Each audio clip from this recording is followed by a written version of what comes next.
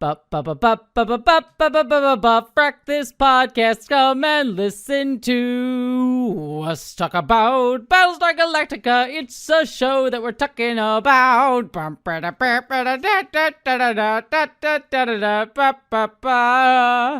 Hello, interwebs, and welcome to the Frak, this podcast. I am your burdensome host, Jesse Gender, and I am joined as always by... Burdensome. It's Vera. Burdensome. It's a unique one. I guess. I guess. I guess it's not. My brain is trying to decide. Like, no, I guess that does work. It just struck me as odd. It is an odd one. It is an odd one. But I mean, we're both odd ones, so I think I think that works. I think it's perfectly fine and acceptable.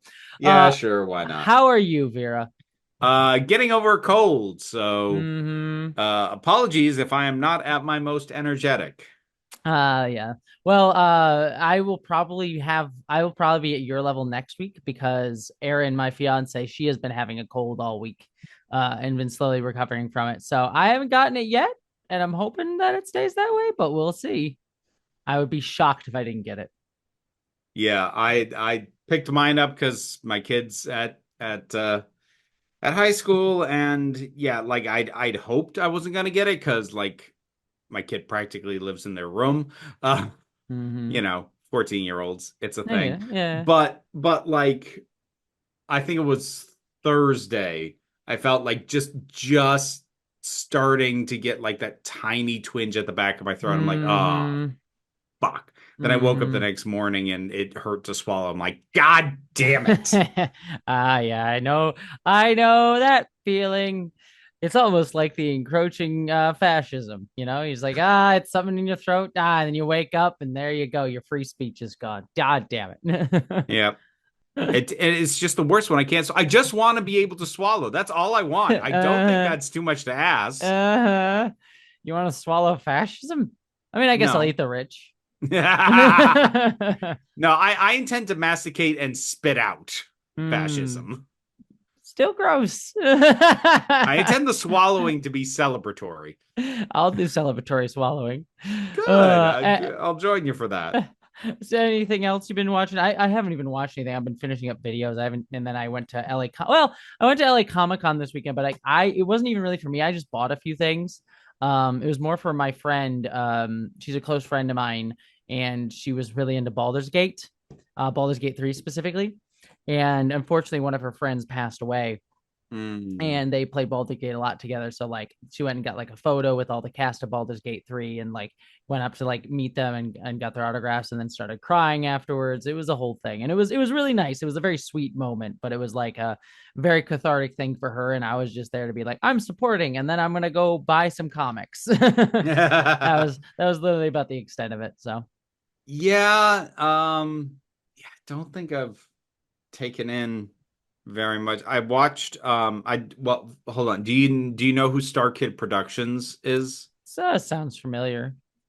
They started out doing parody musicals, and at this point they've been doing original ones for a while. Yeah. Okay. Yes, I have. I have not like watched a bunch of this stuff, but I know of them. Yes. Yeah, I watched the second in their trilogy of horror comedy musicals called Black Friday.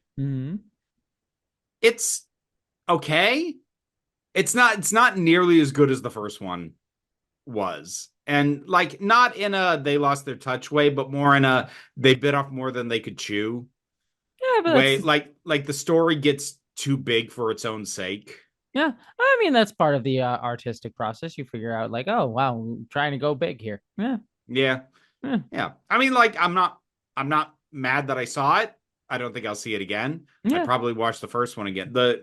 So like I still haven't seen. So there's three. There's the guy who didn't like musicals, which I'd seen before and is great, and I recommend. I've now just seen Black Friday, which is fine, and I have no desire to see again. And the one I still haven't seen is Nerdy Prudes Must Die, which I want to. I want to get around to that one, but I haven't seen it yet. You just reminded me because I was like, have I? Because this is a random story from my LA Comic Con thing. What's the actress's name? Because she's done musical stuff before. Okay, this is it. And I didn't realize this, but I'll tell a quick story myself from the thing. But I went up with my friend to meet some of the actresses from Baldur's Gate 3.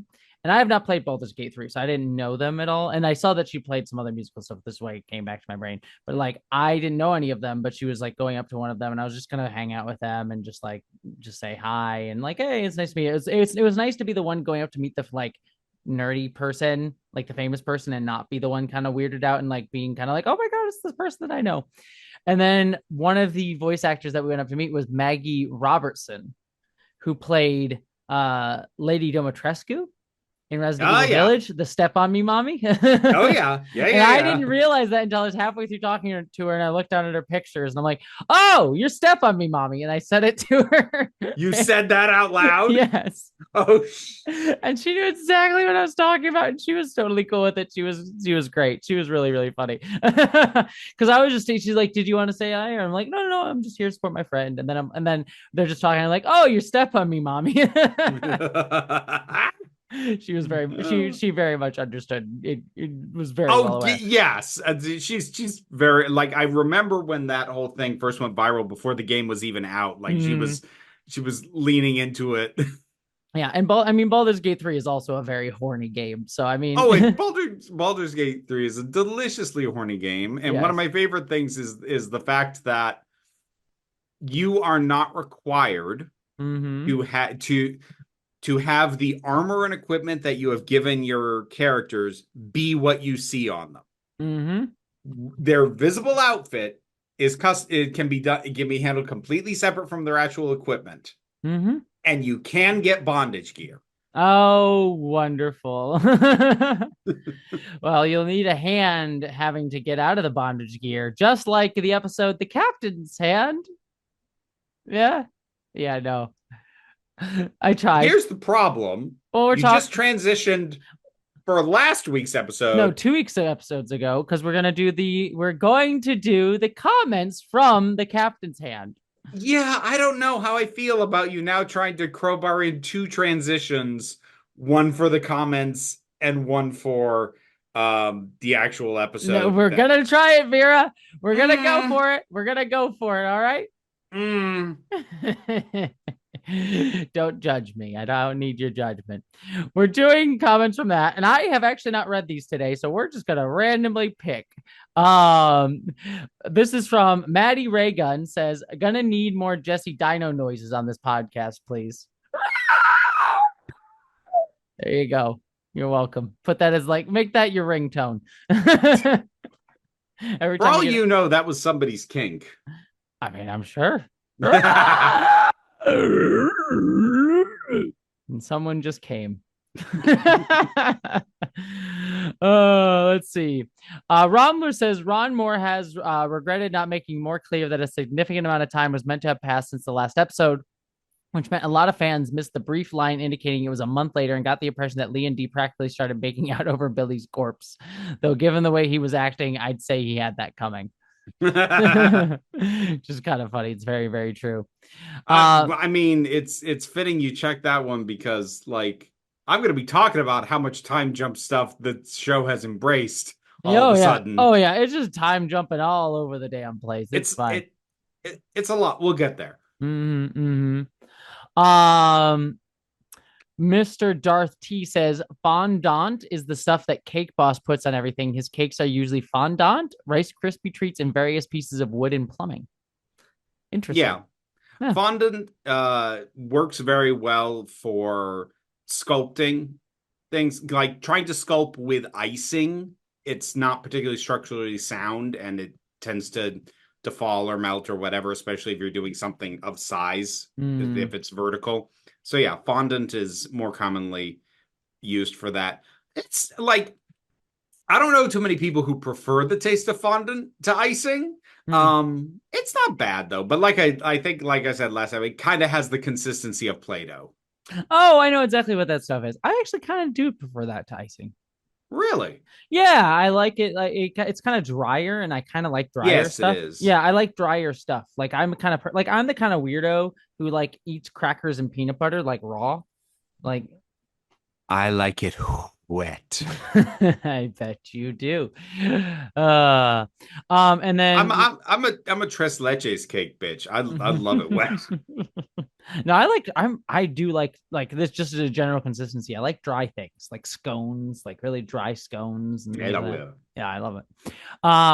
Fractometry says it doesn't make sense to stop at abortions when they make it about extinction. The plot should be about how to get more people to become pregnant. Um, so yeah, that's fair. I mean, that's and they go into like if autonomy doesn't matter, then they should be talking about mandatory breeding programs. They could also talk about how horrific an idea that is, and that instead of focusing and forcing people to be pregnant, they could create a life where having children would be an easier choice to make. I forget what my opinion of Rosin was at this point. Forget first time watching the show, but this is an episode that stands out as formative for her. I'm not sure that I would agree that they should have left to that. However, again, given the thing that we skipped over, which was Rosalind's grappling with it, that would have been a great thing for her to say is like, okay, This is where does it stop?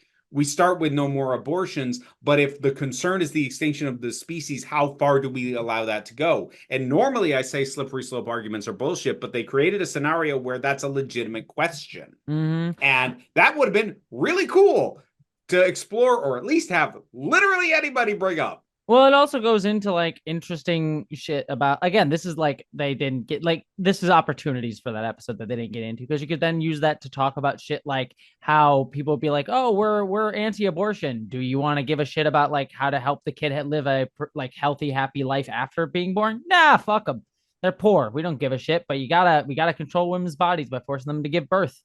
See, honestly, I would almost be not that I'm saying, especially in the current light of things, what's gone on since, but given at the time, I almost would have said it would have been a really interesting thing for them to present like a version of anti-abortion that actually upholds those values and like yes, and we have to ensure health so that it becomes less of a one-to-one and becomes a more roundabout way of exposing the hypocrisy of what goes on really Mm. instead showing what theoretically philosophically those people should be doing. Mm-hmm. Yeah, but interesting. Sadly, we didn't get that. Nope. No, we did not. People will and are unable to lay down their abortion burdens. Oh my God. That no, that mm-mm, mm-mm, mm-mm. I gotta click for. I got 2 clicks for that one. Yeah, that no. Well, we're talking about the episode "Lay Down Your Burdens" Part Uno, first part of 2 this week. As we get into the season finale of season 2 and finally getting into the good shit. All righty, let us get into our recap of the episode. We start off the episode with one of our typical like cross-cutting between a bunch of different things going on. So I'm just going to break them down beat by beat, essentially, instead of like cutting back and forth between all of them. However, one thing I do want to point out right at the top here is the music. I really like the music here. This is where and I've been trying to remember because I remember saying like, oh, I love Bear McCreary's music, but then I'm like haven't been like picking it out as much throughout the season. I do remember the Bear McCreary soundtrack that I listened to the most is season 3 soundtrack of Battlestar Galactica, and that's where this is not a huge spoiler, but like his music in that show becomes much more story relevant. And so like I think we're starting to see it gets a little bit more unique stuff going on here. Yeah, no, the opening stuff in this was I think I can safely say the first time that I had really been like, oh, the music is doing interesting things. Mm-hmm. And if I recall, like season 3 is where that'll get even more so. And like I said, without spoiling too much, it becomes relevant. So I am excited for that. Again, season 3. It's where it got. It's again. I don't think this is the like pervading fandom opinion, but I think I am on the side of season 3 is where it gets good. We'll see if that holds up though. All right. We start off our first one is with the one that I like the least with is Chief Tyrrell is basically like kind of tossing and turning and like half asleep in the Viper Bay. Callie comes looking for him, and when she finds him, she accidentally wakes him up, and he freaks out and beats her bloody and unconscious, and then takes her body and yells for help because he didn't realize what he was doing until it was too late. Yeah. Super uncomfortable. Yes, very uncomfortable, and not in love with the Callie. Callie is the woman who just continually gets beaten up in this show.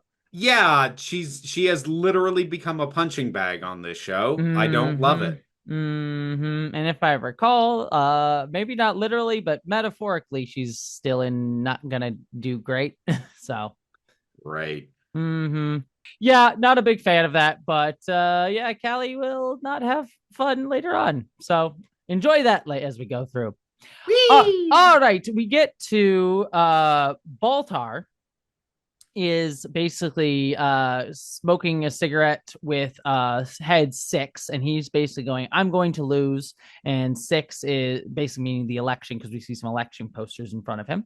And she says, if you have faith, everything will turn out exactly as it should be. Head six says. And so she's basically arguing for like, follow God, it's his destiny, you're just all that sort of stuff. Baltar does have one line that I really like. He's like, I'm about to face public humiliation. You're singing the same old song. I'm tired of the melody.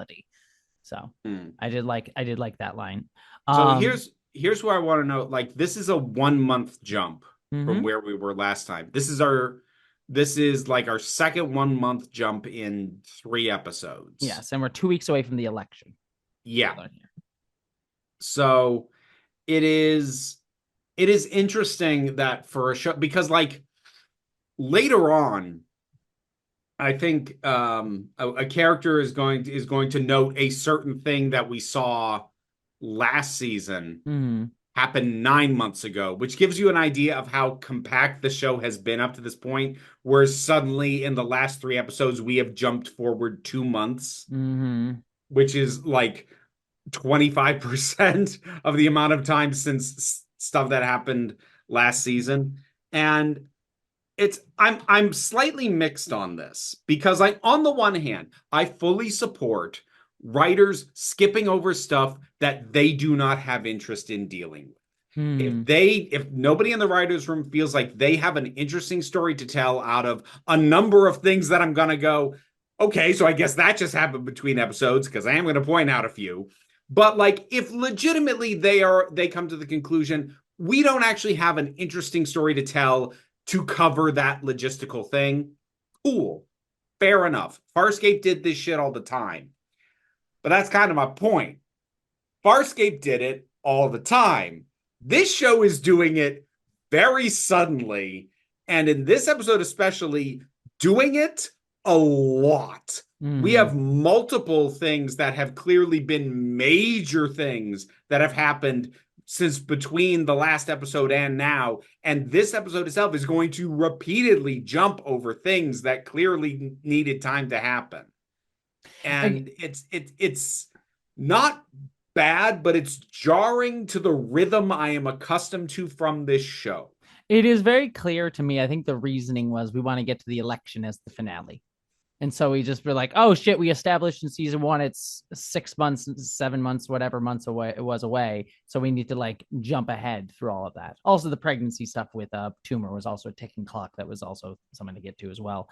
But like I think like those were the two biggest things. Like, we want to have this happen. We want to get the election stuff as the finale. So we gotta start jumping at some point. So yeah. Well, and again, I don't have a problem with that decision. It did throw me off because it is not something I'm accustomed to this show doing. mm-hmm. And there were a bunch of things that happened that made me go, wait a minute. And I'm sure that most of what I'm going to ask just gets plastered over with it happened between episodes. Yes. But yeah, we get that little bit.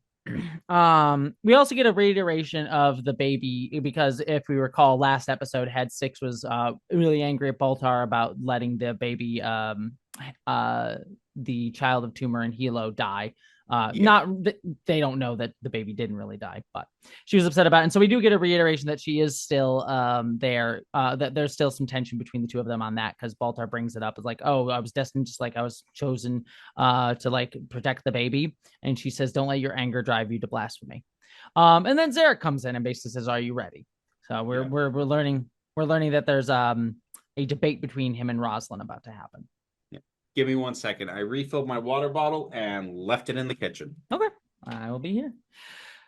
Well, now it's my time. Now it's my time, listeners, to say some stuff. But unfortunately, Vera will probably hear all of this. So, Vera, if you're listening, I just want to let you know I really do appreciate you as a friend. I think you're a really wonderful person, and it's always a joy to sit down with you and talk about the show with you every single week. And I just enjoy it. So, nope, she's coming back. So, I don't want to say too much, and I'll just pretend that I was saying shitty things about her. So, just go along with me, listeners. And yeah, Vera's a piece of shit. So, what? See, here's the thing. Unlike you, who never listens back Uh-huh. to the things, I edit. Yeah, yeah. So We'll should see what I you think. should I just preemptively give you the clicks now, or should I give them to you at the start of the next I think episode? you should listen to it and then let me know. Hmm? Okay. Let me know what you think of how many clicks I earn. I think that'll be more fun. All right. I'll let you know next time. All right. Well, we jump up again. These are all happening currently. One of the other scenes that we get is Rosalind is in Adama's quarters waiting to get ready for the debate. Tori comes in and says 1 minute until she has to go out. And Rosalind's doing this thing that we will learn more about in a second, where she's like, memorizing a card, and then she just tears it up and lets it fall. And Adama comes in and gives her a glass of water, and sort of like, she says, sorry for the mess. It's a bit of a ritual superstition. I memorize the talking point, then tear the card, then the pieces fall where they may, as like a metaphor. And Adama kind of says, yeah, my father used to do the same thing. He would break pencils before going into court to like break preconceptions, work with what you have. And you always like use a pencil from that was there. And Rosa says, ooh, that's good. And so she does it herself. And he says, feel better? And she says, yes. But then she asks, what happens if the moderator doesn't have a pencil? And then Adama says, then you're pretty screwed, which causes them both to laugh. But then she gets the giggles. And she says, she used to get the giggles before a debate team in high school. So it's just a nice little bonding moment for the two of them. It's cute. I'd like it a lot more if, they hadn't had the freaking kiss before. I know this would be an absolutely stellar platonic moment. Mm-hmm. And as much as I want to read it as that, I don't trust this show anymore. Yeah. So it just has it has this air of courting and meet cute on it that just makes me not like what is a good scene. Here's my thing. Yeah, I agree with you, but for different reasons. Like, I don't mind it either way if it's a courting, because I know you are a little bit more against courting than I am.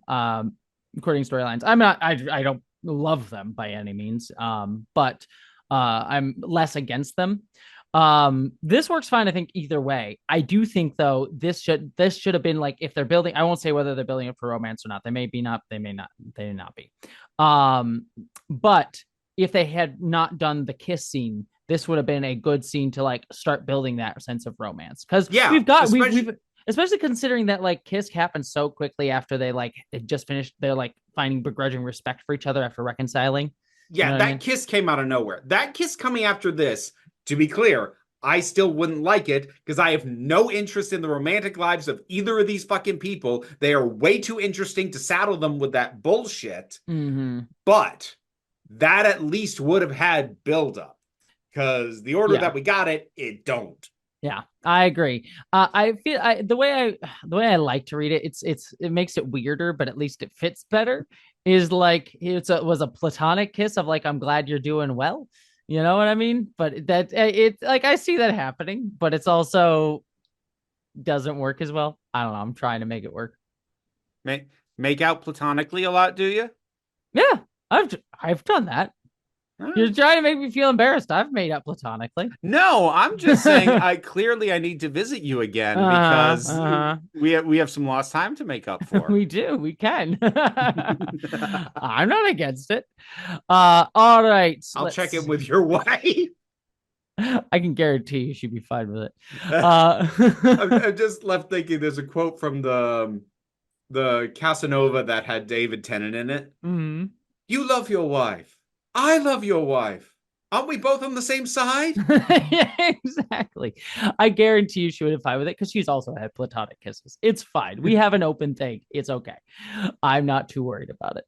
Noted. Anyways, we have Starbuck on the Pegasus with Gata, and she's giving a presentation as we later learn. And I actually kind of like this. We later learn from context here that this is the mission for them to go to Caprica. She Yes. has planned out a mission, and it has been approved for them to go. And So this is one of a lot of stuff ties into this, but this is sort of like the main thing that is the like, oh wow, a lot has happened. This isn't just jumping us ahead to the election. That like a lot has happened. yeah, this is a lot of heavy lifting here. I'll kind of explain what the thing here is. Basically, this is a volunteer only mission. So they are only taking volunteers for this, and their plan is that they are Well, going to. I just want to know the reason that it is volunteer only is specifically because they are expecting 20% casualties Mm-hmm. on based on simulations. So Yes. that's the reason. So given something that we are about to find out, I wanted to clarify that because it would have been possible that it might have been volunteer only because of someone else who's involved with it. But no, it's because it's actually super legit dangerous. Yes. So basically, the reason that they're able to do this now and why it's been approved now as opposed to before is they weren't able to jump to Caprica because it would require a shit ton of jumps to be able to get back there. However, they have been able to use the captured Silent Heavy Raider and able to use that to help them get to Caprica in less than 10 jumps. But the big problem with them being able to do that was they were trying to figure out how to install it with their computer. And the way they've been able to do that is because of Tumor's help. So, which is the Yeah. other big thing here that she Yeah. is still helping them. Which is interesting. It is a very awkward moment for me that like at to make the point that she's the one helping them, they parade her in front of the pilots. Mm-hmm. Why? I mean, I know why. Somebody thought it was more dramatic. I actually think it would have been more dramatic for Starbuck to just say that's who's helping in an environment where the pilots would have been free to more openly Fucking vocalize toaster. Yeah. vocalize an objection, and then you contrast that to just her sitting in her cell alone, knowing Mm-hmm. that she did this and she's still stuck by herself. I think that would have been way more visually interesting than this thing that makes absolutely no sense, especially from a security perspective. Yes. Yes. No. Like, yes, let's march the Cylon that we had another version get assassinated when we moved her from place to place. Let's just march her in front of the pilots for no reason. Devil's advocate. Of course. Of fucking course. It does. I will say it does not make sense for her to be paraded in front of the pilots. However, she would have had to been because they're staging the mission from Pegasus, which is where this is on. So she would have had to been transferred from the Galactica to the Pegasus. So there is a reason for her not to be in her cell. Now, to parade in front of the pilots, no. Okay. But why does she even have to be on the peg? Like, well, because she's going on the mission. She goes with them. Well, yeah. Okay. Yes, that's true. That we do eventually get to that point. Mm-hmm. So there is a reason for her to have been transferred to the Pegasus because she has to go on the mission with them. So now, again, why parade her in front of the pilots? I don't know. The only thing I could justify, but she gets taken away pretty quickly, is just like, oh, she should hear the mission briefing as well. But no, like the briefing's basically done. Yeah, they bring her in. That would be the only justification. And then they have her leave. Yeah, but yeah, no, she asks to leave, so she doesn't even want to be there. Yeah, everyone's just like, we got to do this dramatic thing. He's like, yeah. Really? Anyway. But yes. Lee comes in during all of this, and he basically he's like, hey, I just want to give a quick speech. I'll be very quick about this. No one's ever attempted a rescue mission like this from this distance before. You'll be making history by making the attempt. Succeed, and you'll be making the future. So that was a nice little speech. And Kat sort of jokes like, if you find Earth before we get back, save us a couple seats. And he says, hell, I'll build you a bar. But then they turn on the wireless. Actually, his line was even better than that. He doesn't just say, hell, I'll build you a bar. He says, if we find so much as a habitable rock, I'll build you a bar. Mm-hmm. Which so is foreshadowing. Yeah. Mm-hmm. But now we have them turn on the wireless to hear the debate between Roslyn and Baltar. Going to that, we see both Roslyn and Baltar kind of walk into the thing. Baltar gets there first, and sort of waiting for Roslyn, we have like a radio moderator guy on the radio doing the moderation. Um, Adama and Roslyn have another kind of meet cute moment as they're walking in where she's trying to get over the giggles and he's like, think of something serious. And Tori seems a bit annoyed at all of this. She's a very serious assistant character. Just noting because her character becomes more important as the series goes. She'll get like Billy level of importance as we go on. So after a season, she'll stop being important and they'll kill her. Yes, sure. Okay, yeah. Let's see.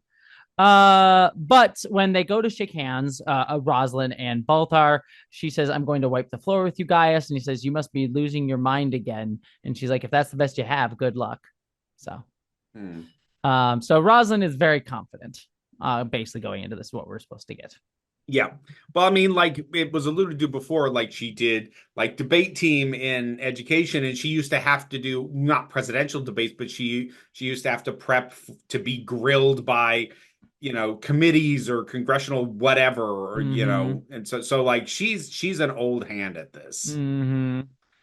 But yes, we then get a quick scene with Hilo talking to Toomer in the hallway, and he basically says, don't shut me out, not now. And she has this line, something dark is coming, Hilo. I can feel it lurking out there waiting. He says, what do you mean, back on Caprica? And she says, no, not on a mission, not any specific thing. It's more like a dark time. Ooh. Foreshadowing. Ooh. But basically, yeah, it's basically we get the sense that like he's basically like he talked her into try and be like, hey, you should still try and help. So yeah, Hilo's the big influence on that. So I actually had a note. It was from a little later on, but I'll just say it now. It's like, and again, in reference to stuff that was kind of skipped over, I actually would really legitimately like to know what he said that convinced her to cooperate with this. If for no other reason than I think it would have been a really interesting conversation for her to have, just to address the question, all right, it's not that I don't care about myself, but I was partially doing what I did for the sake of my kid who's gone. And like, I think whatever he could actually pitch to her to get her invested in doing this, I kind of would have liked to have heard that. But no, there's no time. Especially since it's such an important beat of like, oh, she could betray, because you're like, oh, if she really does believe like they killed her kid, it could be like, why am I even bother helping you anymore? You know what I mean? So why am I bothering to help you? And like I even kind of alluded to, you'd have to be careful to not have it be like, I lost my child, therefore I want to die, because then it reduces the value. Oh, I was seeing more like betrayed for everyone to the Cylon sort of thing. Yeah. But like, I'm just saying, like, I think even just grappling with the question of a huge chunk of why I was avoiding the Cylons and cooperating with you is freaking gone. So why am I here? Yeah, agreed. Well, then we go in to meet my favorite character of the episode, who is Brother Cavil, played by Dean Stockwell himself. Oh, he's so good. He was a great pull. Oh, yeah, Dean Stockwell. I adore Dean Stockwell, so I was glad to have him for this episode. Yeah, he's phenomenal.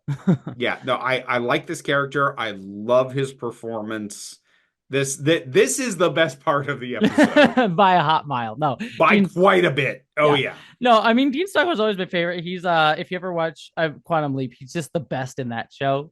I fucking adore him so much. So but yes, he is playing Brother Cavil. So Chief is basically what we're assuming is going through sort of mandated mental health counseling after what happened to Callie, but he asked for a religious consult instead of psychotherapy. He even says to Cavil's like, never believed in psychotherapy, and I believe I have an easier time with a priest than a doctor.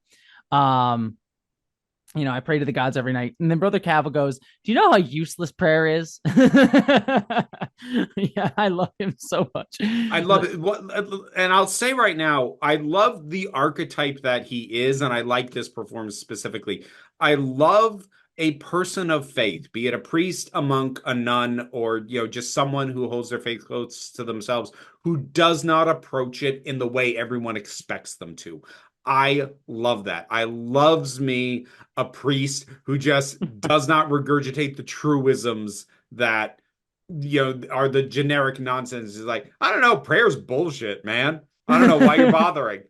I love this guy. And I especially love, and because this is my favorite part about this kind of archetype when it's done right, it's not about him like being a priest who lost his way or lost his faith. Like, no, it's not that at all. He's just been at this long enough that he's like, okay, the way that most people approach this, and probably the way I started out approaching this, that doesn't make sense. But I found a different way that makes sense, and I still have my faith. I freaking love this. No, I love this stuff. I really like it too, because it's clear you can see like he doesn't disbelieve. He's just like, yeah, no, this stuff I find like prayer bullshit. Who gives a shit? Like, he's just very matter of fact about like, yeah, that stuff's bullshit. Like, but he's not like I'm just a priest who doesn't give a shit anymore. Yeah, no, I didn't write down his exact line, but he says something along the lines chanting and singing and mucking about with prayer is just chanting and singing and mucking about with half remembered lines of bad poetry. You know what it gets you? Exactly nothing. There was that, but there was something he said a little bit later that I wish I'd written down, because it was something along the lines of the gods put us in the situations that we are in so that we will pull ourselves up and pull each other up, not so that they can help us when we cry about it. I wrote that one down too. I've been preaching longer than you've been, because this is Chief says you're a priest. You're sure you're a priest? After he says like exactly nothing gets you exactly nothing. He's like, I've been preaching longer than you've been sucking down oxygen long enough to know that the gods don't answer our prayers. We're here on our own. That's the way they set things up. We have to set our own way out of the wilderness without a nice little sunny path laid out before us. So. Yeah, I love this. I love, and like, this is the kind of character that I point to when I express my exasperation at the reductive way that people of faith are often portrayed by liberal-leaning medias and by sci-fi in specific. And often the way that I hear, people on my side of the on our side of the political spectrum talk about religion, I point to stuff like this, like, not everyone of faith is what you think they are. Some of them are. I'm not saying some of them aren't terrible, but some atheists are terrible too. Like, every group has terrible people, but there are people of faith who aren't going about stuff blindly and have put a lot of thought to it and have a lot of nuance to their perspective. And it's such a relief when I actually see it make it to the screen. Yeah, I mean, I will take an earnest person of faith who is about openness and like supporting people than a Bill Maher any fucking day. Yes. Yeah. Yes. Oh my God. Yes. Fuck Bill Maher. Yeah. Yes. I mean, he kind of gives this guy's more cynical. Cynical is the wrong word, but more jaded maybe is probably the better word than the character from Babylon 5. But he reminds me a lot of the monk guy from Babylon 5. So yeah, very practical. Yeah. So but yeah, he's this version is very much more jaded, I think is probably the better word to put it. So. Yeah. I mean, like, Dean Stockwell was, he wasn't a young guy at this point. And he brings that weight of, yes, I still believe, but I've seen too much stuff to just put a happy face on. Yeah, and also just do the aphorisms, you know what I mean? Like, do some prayer, it'll all work out. God has a plan. Gods have a plan, I guess, in this case. But, yeah. To our fathers and a Hail Mary, everything will be fine. You're all absolved. Yeah, exactly. You're good. But yes, he basically says to Chief, you're not going to get better until you see what the problem is, that you're screwed up, not the gods, not the universe, you. And Chief just goes, thanks for the pep talk. He kind of mumbles it. It was funny. For a second, my brain thought he said, thanks for the TED talk. And I was like, wait a minute. Yeah, that makes no sense. No. No, those A, didn't exist yet. And B, that, boy, talk about an Earthbound reference. But yeah, my brain did a thing on that for a second. Well, we get a quick little scene where Starbuck goes in to see Lee in the Pegasus office. And he basically is trying to be like, good hunting. And she's like, thank you, sir. So there's very like kind of coolness between the two of them, which this is a weird scene for me.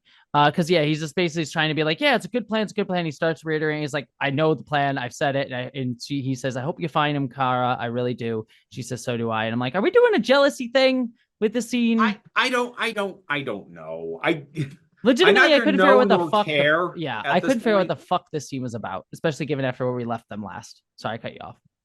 Yeah, no, I don't know and I don't care. Yeah. I was just to say it, like, I don't, and I know you don't give a shit, but I'll just say it because we're a podcast talking about the episode.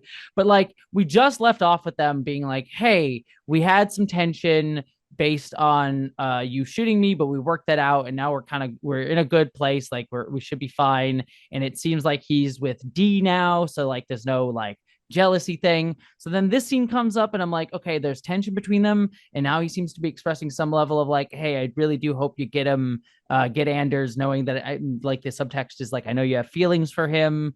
And so it's like he's like saying like, hey, I don't like, it's he's like trying to work through their like feelings for her, but I'm like, I thought we didn't have that. So this scene's just Yeah, muddled to me. I like don't know what the fuck's happening with this. the I scene can't does track the feel arc. like it's trying to be one of those I let you go things, Yeah, but it's like this she isn't where wasn't we were. yours in the first damn place, dude, and you're dating some like what? Whatever. I don't care. Yeah, I just do this scene. I I just do zoned not. out for this scene. I don't care. It's just one of those like, I don't track what this scene was, what the right. I don't track what the writers were trying to do, what the writers were trying like. It's just the thing that I just want to stake on it with is like, I just do not know what the point, like what the writer's intention with the scene was, because I'm very confused but tracking the arc there. Anyways, we then get Tori and Roslyn after the debate, kind of celebrating a little bit about the fact that they won the debate. Like, they're reading some reviews. Like, one says like, Dr. Balta, for all of his charm, is an empty suit. And she's like, it's nice to see the press getting it right for a change. But then Tori notes, like, the one thing he'll come after you for is the radical religious charge, because it's the one issue that he's got traction on. And Rosalind seems unconcerned because she's like, well, it has to be bigger than that if he wants to make it the central issue. So, yep. Yeah. Speaking of which, we cut to Zarek and Balthar kind of talking about the same thing from their side. Is like, Zarek's like, you got to keep hitting her on the religious thing. Every time we do, we move the polls in our direction. And Balthar, I think, kind of insightfully says, the mob usually is in the habit of electing people who denigrate people of faith. Which I thought was kind of an insightful point. It's like, yeah, it's moving in our direction, but like, we just keep like going like, hey, I hate people of faith. Like, you're not going to win that totally. So yeah, he's just he head six is also basically saying like, hey, things are going to turn around, it'll all be good, while he's talking to Zarek. And Balthar kind of goes off on both of them. He's like, oh, how blind I'm being, things are going to turn around, is that the advice? Just your astounding political acumen, Tom. Hand of God will reach down and change our political fortunes. Cut to yeah. Starbuck and team are about to jump away in the Raiders. I did like seeing, we get to see inside one of the Raiders, there's the guts of the Cylon Raptor. Yeah, which, okay. Wait, did I screw up the Raptor and the Cylon Raider guts? I think I screwed up the terms. Oops. Whatever. Logistically, I am confused by this. Mm-hmm. So, you said in your summation, this is from like the Heavy Raider. So I guess they got these guts from the one. Presumably is the one that landed, that like had the boarding party way back in like the beginning of the season. Yeah. Okay. Cool. So that's one set of guts. There's an awful lot of ships here. Oh no, they explain that.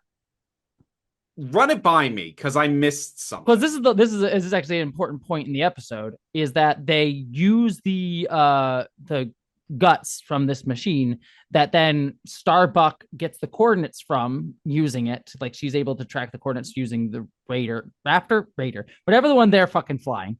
And then she relays those all to the other Raptors, and then they use those coordinates to fly in. And she has to relay them because there's a certain point where like I think Kat or someone like yells at Starbucks like, you gave me these fucking coordinates or whatever. Like, it's like Starbuck having to relay all of these things, and it's complicated because you have to track jumps from multiple ships. It's not just as easy as like 1-to-1.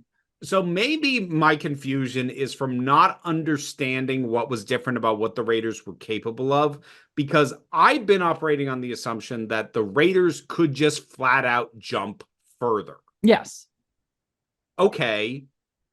Then how does only one of them having this thing enable an entire fleet of them to I all jump further? I get what you're saying. I believe it was something that Gata says. It's like they are able to like coordinate the jumps more, use like faster. It's like a tech thing rather. It's like a software thing rather than a hardware thing.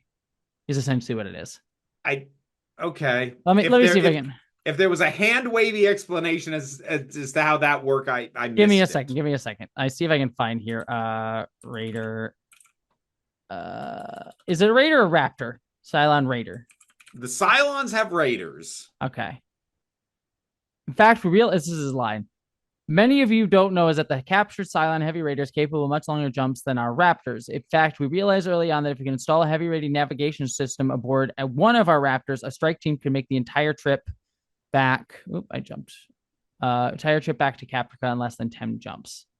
Now, the limiting factor up until now has been our inability to install. So, yeah, it's not fully stated, but like my assumption would be it's a like processing thing of like they need because we've seen them having to do the math on like jumps Yeah, and my and guess would be like doing longer jumps requires more math, and so that's like that's why it's the only way it makes sense. I guess it's glossed over so quick that like I didn't question it just because I'm like I don't know and they're not going to tell me. Well, it is made clear that like Starbuck is relaying the coordinates to the other No. ships. I got that. So part. it I literally just has to be a software like math thing. That's the only way it makes any level of sense. So. yeah, which is it, that still feels in an odd way, kind of like either they didn't really explain why the Raiders could jump further properly in the first place, or they've retconned it so that they could come up with a way to have this now work. I'm not sure which is the case. Yeah. Don't think too hard about it. I'm trying not to. uh anyways, yeah, Starbuck calls Adama before they leave and says, "Did I ever say thank you?" And he said that would be a first. And she says, "Thank you." And he just says, "Just come back in one piece. That'll be thank you enough." Then we cut to Hilo and Tumor in the back of one of the Raiders. And she's like, "You talked me into this," and he's like, "Hey, it's you and me no matter what. That just like we agreed." Um, and she said, "Yeah, I appreciate it, Hilo. I really do. I just can't get her out of my head, our little girl." So Yeah. and there's also a beat where like the Marines are kind of watching them being like, oh, this is weird. And he's like, "Hey, what are you watching?" You know. So. Yeah. This was the point that I wrote down. I'd actually really like to know how he talked her into this. Yes, I agree. But they do their first jump, and a racetrack jumps to the wrong stop. They're not able to. I'll also note that they have Boomer on board who jacks into the Tumor. guts. Tumor. Yes, sorry. It's important because that'll become spoilers. That'll become a very important distinction in a little bit. Oh fuck. Okay. But yeah, she does the whole like stick a wire in her arm that didn't make sense before and still doesn't. Yep, she does. But yes, racetrack ends up at the wrong coordinates. And they basically have to find their way back to base. Starbuck is kind of annoyed at it because they're like, we basically says we keep going unless we lose 3. We can't go back for her or anything. So it's just have to find our own way back. So they lost one of the 3 they're allowed to use before they have to call the mission off. Yeah. But then we cut back to Cavill and the Chief. And Chief is now kind of opening up. It's like, I don't understand how I could do that to Callie. It's like a nightmare. And Cavill's like, she said you were asleep when she found you. Were you having a nightmare? And he's like, been having any recurring dreams lately? Sorry, I left a note for myself for later for spoiler minute. But having any recurring dreams lately? And Chief says, no. And I love Cavill's response. That's what we in the priest trade call a lie. And lies aren't going to get you anywhere, my friend. Skip over the denials and deceptions. Let's get down to it. You're having dreams. What are they? And we get this kind of like surreal dream sequence, but basically he is dying by suicide in the dream. So. It's not particularly surreal. It's just shot with a funky filter. Yeah. So like it's pretty straightforward. Get up on a gantry, go and stand up on the railing and drop. Like it's not particularly surreal. It's just shot with like a weird static blow out the color filter. Fair enough. But then he says, it's been the same every night for a couple of weeks. And Cavill says, "Did you have the same dream when Callie woke you up?" And he's like, "I don't remember. Maybe it doesn't really matter." And Cavill points out, it's like she stopped you by waking. She stopped you by waking you. She prevented you from carrying out your secret desire to kill yourself. And he's like, I don't want to kill myself. And he's like, "No, yeah, you're right. It's not a secret. The question is why." Yeah. So, yep. Um, Racetrack, back with Racetrack, they are like kind of frustrated, like, fuck, we have to go back. But then they pick up a large planetary body. And it's got fresh water and earth, and it's Earth-like, and it might even be, I say Earth-like in my thing. For them, it wouldn't be the Caprica-like. It's habitable. And it's a world that can support human life. And they're like, maybe we're not just a bunch of frack ups after all. And we get a quick little yada yada scenes here where we Well, have the other detail that's kind of important is the Dratus doesn't function particularly well. They almost didn't notice the planet because it's kind of in a nebula. Yeah, which fucks with their greatest abilities. Yeah. But yeah, Gata basically is giving a briefing to the head honchos, Ty and Adama and such. She's like, it's within human norms. There's some extremes at the poles that we couldn't withstand, but that's not unusual. Lee is doing like some flybys, like, hey, we got a river delta here. We want some nice low passes around her, and then we get a nice cut to Gata and D in the sort of shower areas, like, yeah, we found wildlife there, and fruit and trees and rivers of milk and honey. You forgot, he jokes like, forgot the lakes of ambrosia. But he says, yeah, most of the place is pretty barren. There's only plant and animal life on the temperate belt, but the best part is because of the greatest interference, the Cylons will probably never find it. So yeah, which like, and this is another instance of like really jumping ahead really fast, because I feel like the pacing of the show before, the discovery of this place and floating the possibility of, hey, maybe we could stay here, would have been like an end of episode thing to lead into an entire episode debating the merits of this. And we're like halfway through this episode, and it's like, oh, we could all totally live on this. Yeah. Okay. I feel like a phrase like "take your foot off the gas" is a little bit too extreme, because it's not like the thing is barreling out of control, but it is like, wow, okay, we got there so much faster than I'm used to this thing going.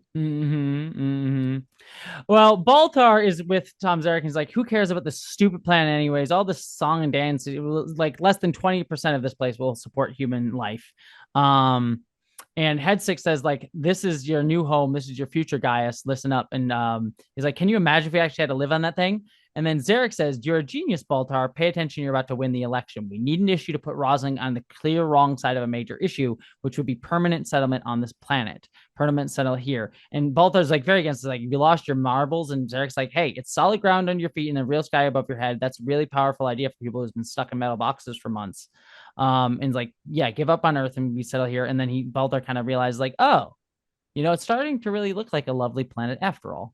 Yep. Which I do really like this, in the sense that it's like, oh yeah, I don't really believe in this. I'm just gonna like fuck all this up just for my own power. It's like, I just care about the power, not really about the issue. Which reads very true for someone like Baltar and Zarek. Yep. So, like Zarek, Baltar in a very I want to make it clear, because make that point, like Baltar in a very self-serving way of like, I can win. And Zarek comes across more in like I'm an astute, like he does clearly want to get power too, but he's much more astute at having figured this out. So of like how to manipulate this. So it kind of sets up Zarek again as the better political navigator. So which I like. You seem to have a thought. Do you have a thought? No, I'm just, we're gonna get into some of the political specifics that I'm just like, yeah, too real. Yeah, that was the one thing with this episode. I'm like, yeah, this is getting real.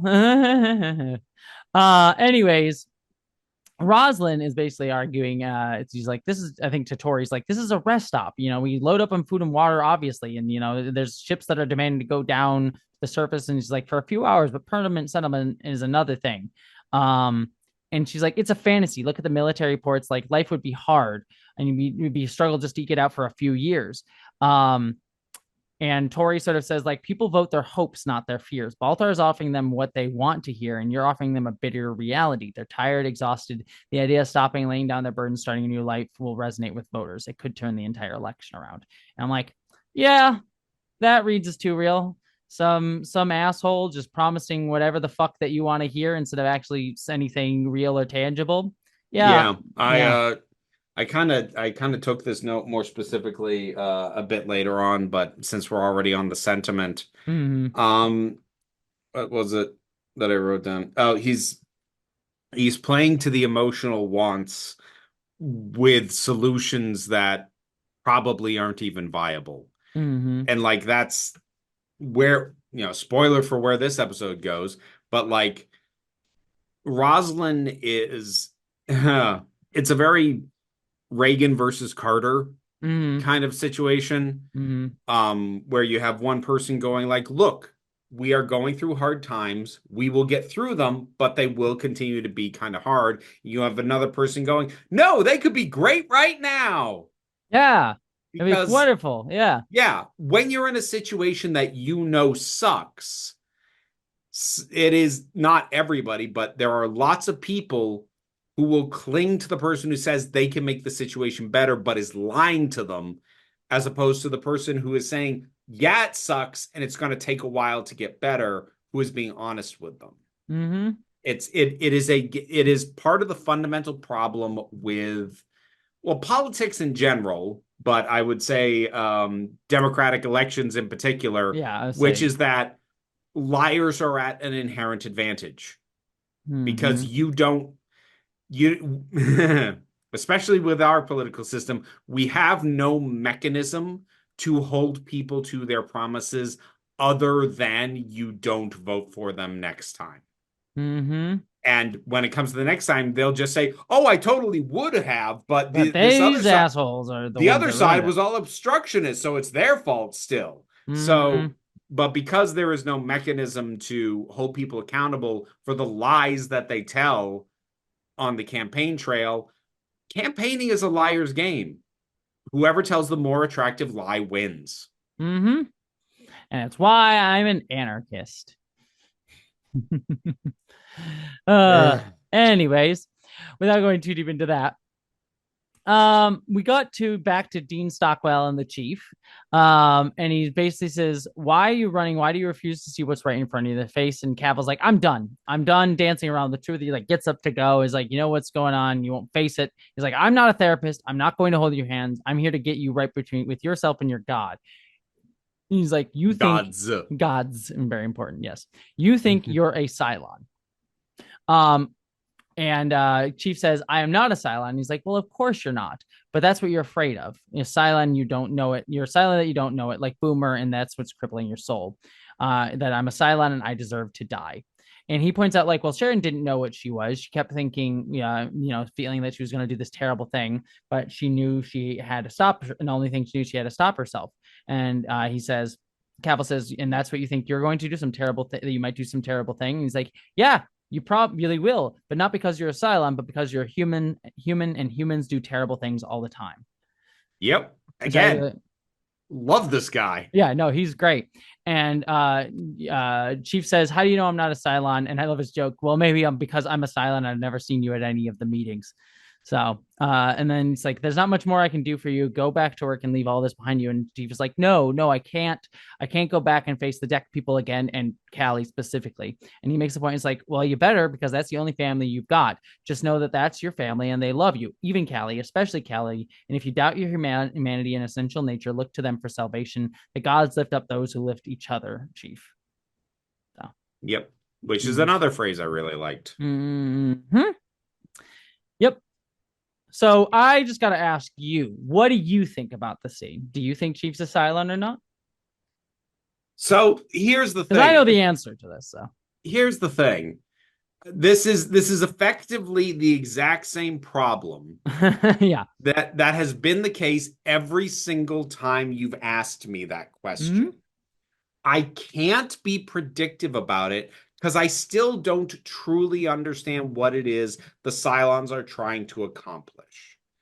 Because on the one hand, I want to say, no, it doesn't make sense that the Chief's a Cylon, even a sleeper agent, because if he was, he has had so many opportunities to do so much damage, everything from kill specific people to blow up the entire fucking ship, and he hasn't done it. But on the other hand, because I only kind of know the Cylon's goals and don't fully understand them. There might be a reason why he could be a Cylon, but still wouldn't be doing those things. And I just don't know what that is. So again, do you see the conundrum? oh, I do. So there's two things I'm going to tell you.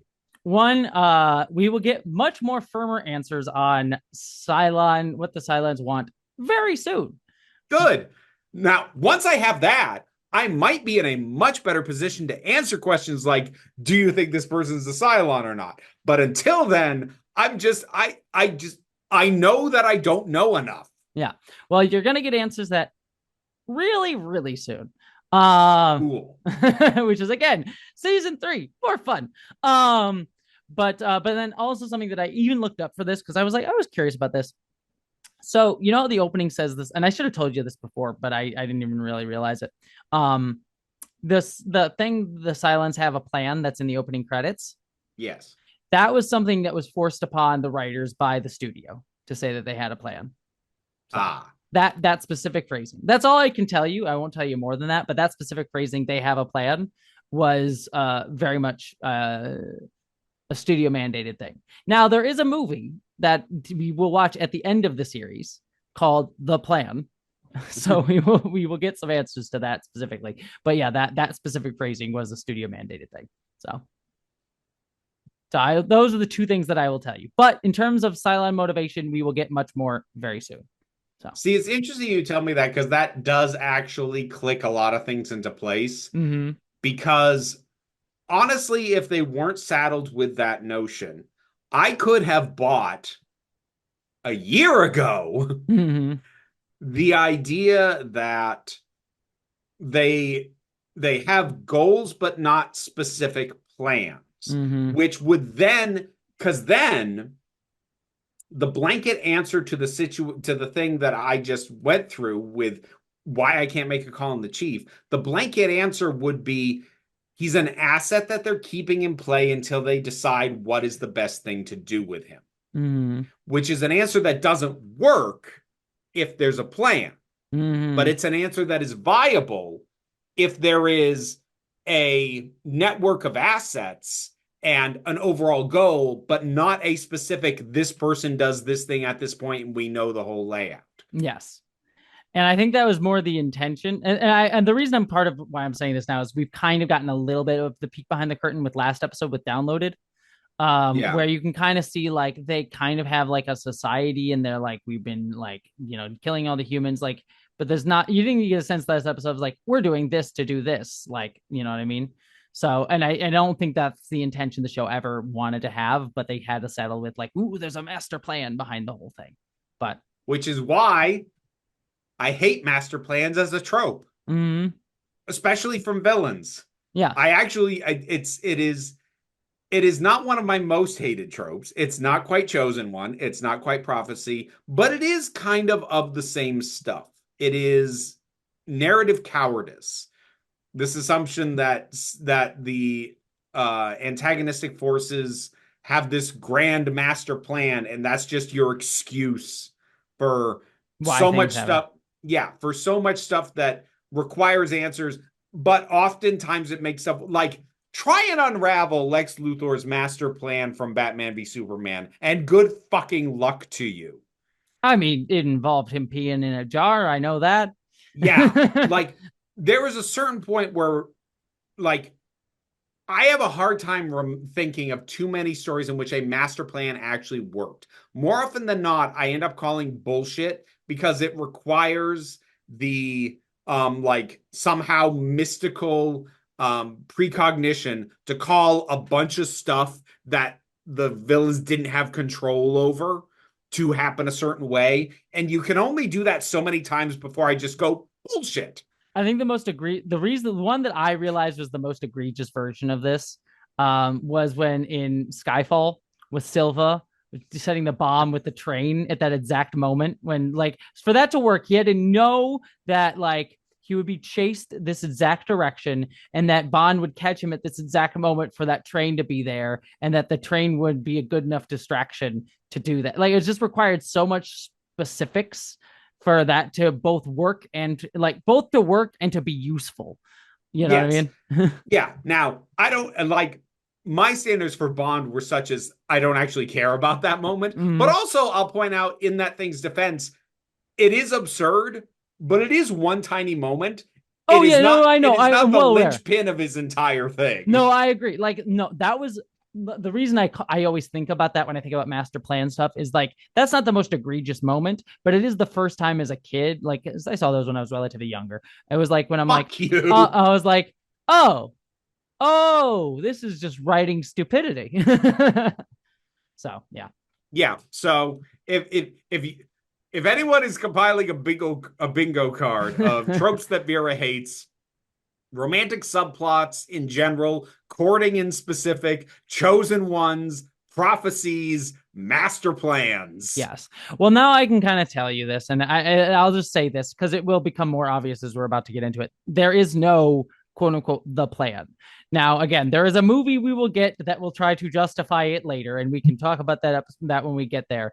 But it was never the intention by the writers for there to be a plan. There was generalized goals that the Cylons were going for. So okay, so with that information, I'm still going to say I don't think the chief is a Cylon because I think it is more narratively interesting to have a human cracking under the circumstances and pressure that they have been under for this long, and that this is just kind of the psychic damage that he is dealing with from what he's been experiencing. And I think that is a more interesting story than just this is a Cylon who is becoming self-aware and doesn't like it. Not that that has nothing of interest to me, but I find that less interesting than just some people who are still people aren't handling this well. I agree.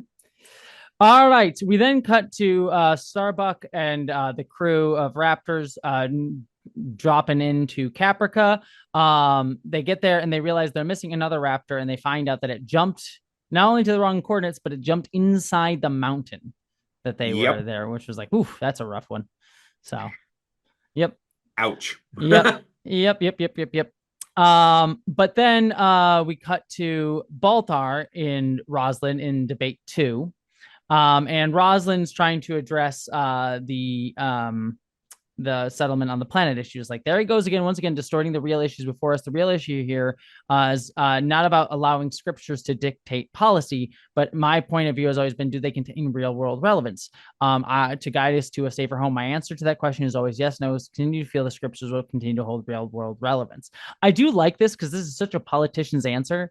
Because like she is trying to justify being like, oh, I'm following the words of scripture to like justify why we're going for Earth and all of that jazz. And this is just being like, no. I'm just saying they hold real world relevance. It's very practical. Like it's a very like it's such a politician-y answer. And I like it is a complete politician's non-answer that basically amounts to, yeah, I'm doing this stuff because it's in the Bible, but also I'm not going to say that I'm doing it because it's in the Bible because I need to appeal to one part of the electorate while reassuring the other part of it that I'm not doing that. Yeah. It's like, I just I do believe that the Bible says that we are going to cause the rapture, but I'm just saying it just has real world practicability, applicability.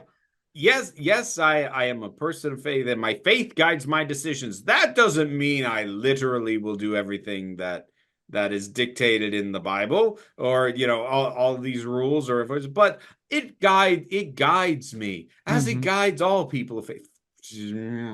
And again, I have neither a problem with people of faith nor politicians having faith. I do have a problem with people fucking pulling bullshit and just using it as leverage to get into power and be fucking terrible. Well, then the moderator goes and asks Baltar questions, and it's like, how do you answer to the charge that you wanting permanent settlement on this planet is just a desperate move from a campaign? He's like, oh, I'm really excited to answer that question. I've long been a proponent in a search for Earth, finding a new home, but also discover our long lost brothers and sisters of the 13th colony. But the Cylons continue to follow us as they have since the destruction of colonies, and if we have a chance to change this dynamic, shouldn't we change it? Shouldn't we take it? My answer is yes. This was the point that I wrote down. He is offering them a hope that he has no idea if he can deliver on, but he knows is a very bankable Yeah, hope and it's like I desire. offer a change to the status quo. That status Yeah. quo, like that change might not be good, but it's a change to the status quo. Reminds me of something very similar. Yeah. From I don't know, Very like, recent. well, like 9 years ago, 2016, something like that. I Yeah. was even gonna go even sooner, more sooner than that. I mean, when we had I'm the status quo president. I'm gonna do the same thing over and over again. And I'll do something different. I may hit a wrecking ball to fucking everything, but I'll be different. Well, I would okay. I know it's Let more. I know. I understand. It's more No, complicated let's than that. let's just talk politics. The I will be different was way more relevant to the 2016 election than Mm. it was to the 2020 election. I'm not saying it wasn't in play in the 2020 I think election. it was very much in play. Yeah, I yeah, think it was far more in play in the 2016 election because Clinton was the literal embodiment of the status quo, and there were lots of people who normally didn't vote who voted and voted for Trump specifically because he was not what they had been seeing for their entire lives. Now, when he came back in the second time, there was a lot of other stuff at play because a lot of stuff had happened in the interim, and in theory, we'd already had him for 4 years and should know better, but yeah. Oh, I agree. I agree. I just like the most recent election, 2024, is like Kamala was very much like, I will do all the same things that Biden's been doing. And Yeah, so no, it like look. I know this is a whole other conversation. I wasn't going to she drill into the she details. But, and also, she was a I black woman. There's well, also yes, that. but I am more angry at Biden than I am at her for the fact that she was probably the worst candidate who could have been run under the circumstances at that time. I blame him far more for not dropping out of the race so that we could have had a At a fucking primary. primary where she would have been knocked out way early like she was the last time she tried to be president. But Yep. Yeah. Yep. anyways, Hey, that's a whole different conversation. But anyways, this is a long and short. This is a very relevant political dynamic, is what we're saying. yeah, you can tell this struck a nerve for me in a bad way. But Baltar said, Roslin says, well, I just respond to that. It's like there's no reinsurance, none whatsoever. The Silence don't already know about this planet waiting for us so they can attack. Um, which and this is Baltar's response. He says, I have to respond to that. The president's using fear to drive her campaign. Fear of the gods, fear of the silence, fear of itself. We need to stop being afraid. I'm asking all of us to stop running from our stairs, start living again. One point I will say is like I feel like that wasn't Rosalind's strongest argument because she's saying like there's no reassurance that the Silence don't know about this planet already. I would have gone with like there's no reassurance that like the Silence can't find this pretty easily because they've been tracking us for a long time. You know what I mean? Yeah. Like that seems like the better one than like presuming they already have pre knowledge of this place.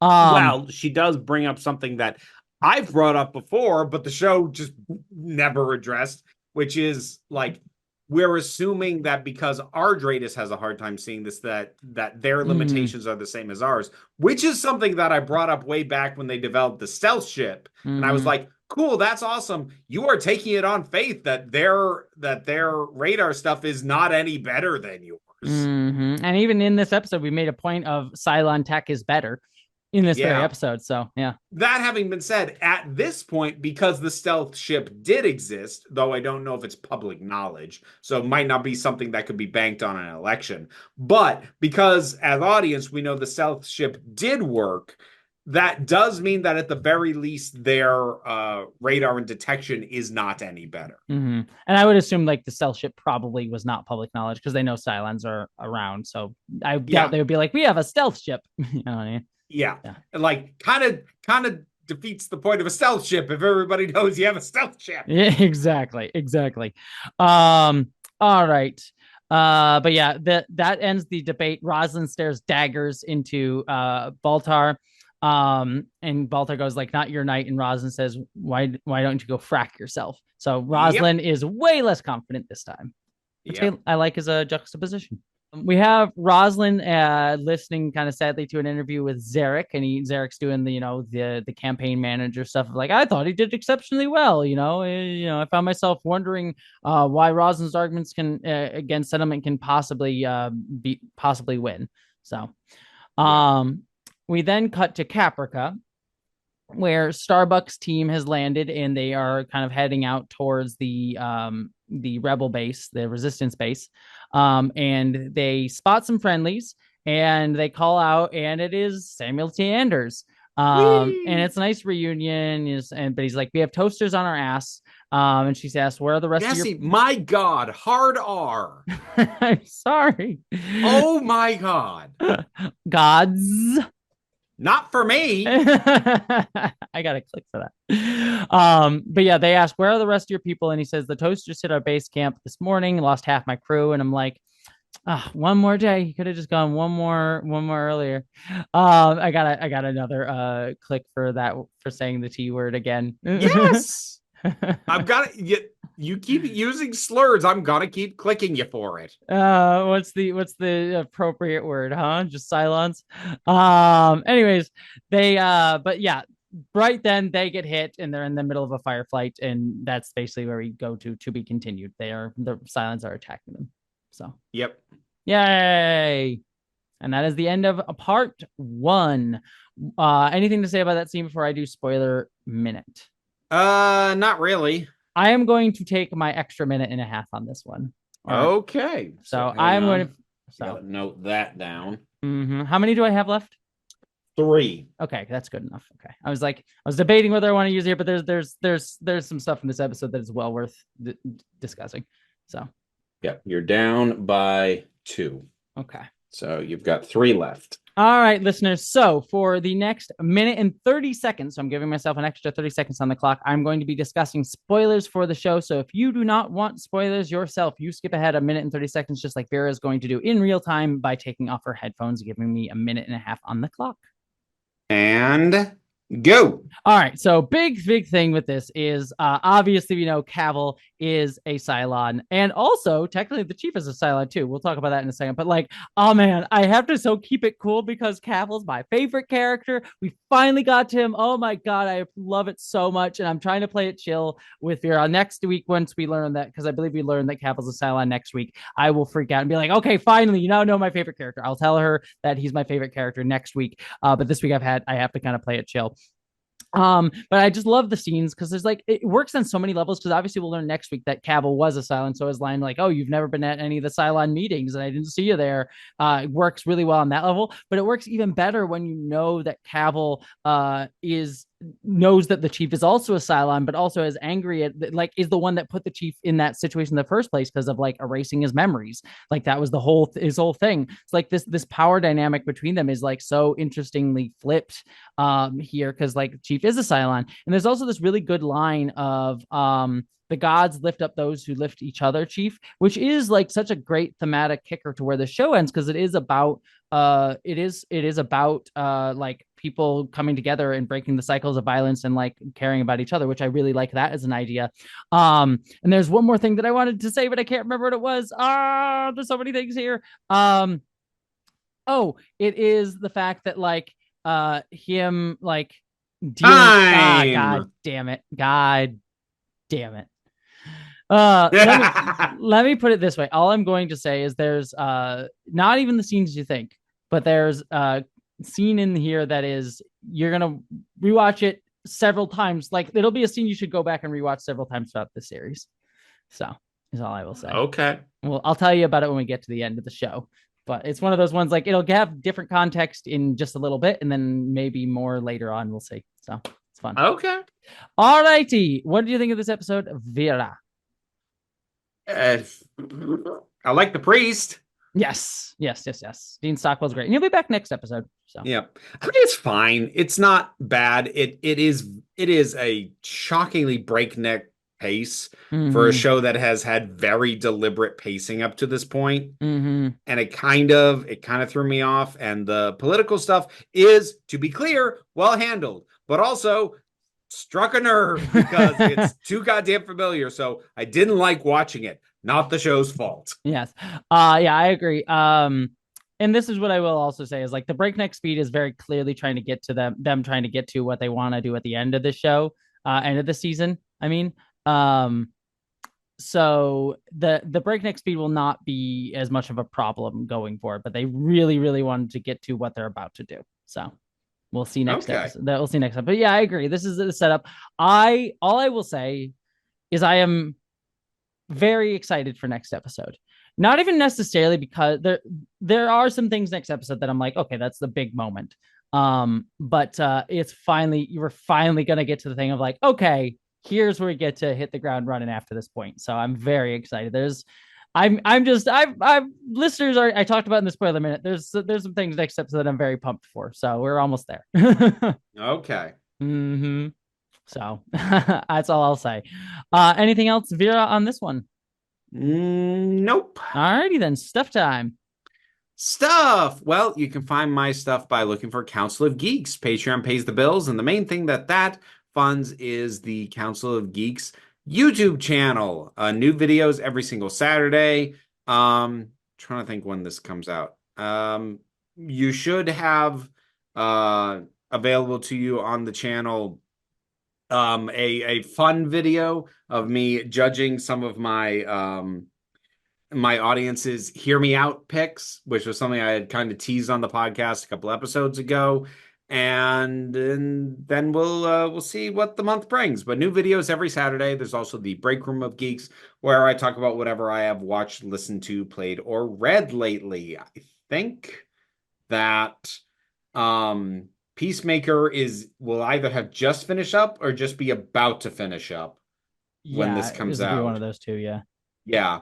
And so what I need to do between now and then is I need to figure out what else is on HBO Max that I want to see before I cut that cord because Oh, ooh. what? Okay, yes, I'm going to tell you this now. I'm going to tell listeners to do this. Please. I know I make recommendations. You always just like put it like I'll put it on the list. Legitimately before you cut HBO Max, and I say this to every listener, go and watch the show Veneno. I think I mentioned it before. You did, it is a yes. trans focused show. It's about real life trans women from the history of Spain, I believe. Right, I want to double check that. I might be misremembering, but regardless, it is legitimately, I think, one of the best pieces of trans focused media I have ever watched. It is very I almost want to say X-rated. So be well it, like there's little like discussions of orgasms on screen and multiple characters having orgasms on screen at the same time. So like this is not something to watch if you are not the right age. But like go watch it. It is so God, good. if I you're cried not multiple age times. appropriate to that, why are you listening to Yeah, us? yeah, Good I grief. know. I just should at least say it, but like it is phenomenal. I love it. It made me cry multiple times. It is 8 episodes. There's technically a sequel series. I haven't seen it. I've heard it's okay. It's like not bad, but it's not as good as the original. But yeah, please go watch it. It is phenomenal. And Vera, if you're gonna cut your HBO Max, like go watch the show. It behooves you to, especially you. I feel like you in particular, I think will really, really love it. Just because like I just know you talk a lot about like sex work and like depictions of sex work, and this show I think does a really one of the best handlings of that in a show through a trans lens very well. So I will try and get to that before I cut that cord. I have a growing list of stuff to try and I think I'm up to like 5 movies to try and cram well, in. if you don't get to it, like if you should it like if you cover it, like I would love like legitimately like listeners watch Veneno. Like I'm telling you all, watch Veneno. It is fantastic. So All righty. mhm. Noted. Anyways, cut you off. But anyway, Sorry. that's the break room of geeks. You can also find Council of Geeks on Blue Sky, where I post very, very, very, very occasionally. So that is the geeky stuff. There is, of course, also the spicy stuff. Spicy stuff. And for that, you can look for Vera Wild. I'm sorry my voice is a little more scratchy. I'm still getting over that cold. But you can find increasingly spicy content. Increasingly spicy content. So I was trying to undo. I was trying to like provide a juxtaposition to make you sound sexier. That didn't work. Go to hell. On YouTube, YouTube, TikTok. And you can find me at Jesse Gender on YouTube. That's why I do video essay style stuff. Most definitely by the time you're listening to this, my latest video will be why Star Trek Strange New Worlds is a centrist space fantasy. So check that out. And then I have 2 videos that will be up on my Patreon, which helps me pay my bills. One will be on why tech oligarchs love Star Trek, which I really think is a great video. I'm really proud of that one.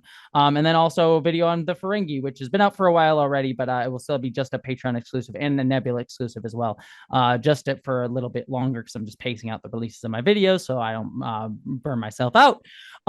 You can also, speaking of which, find me on Nebula, which houses those two videos. It'll have all those videos available as well early, though it's first on Patreon, and also has my movie Identities as well as the upcoming series Subliminal, which I directed an episode of, which you can check out sometime next year.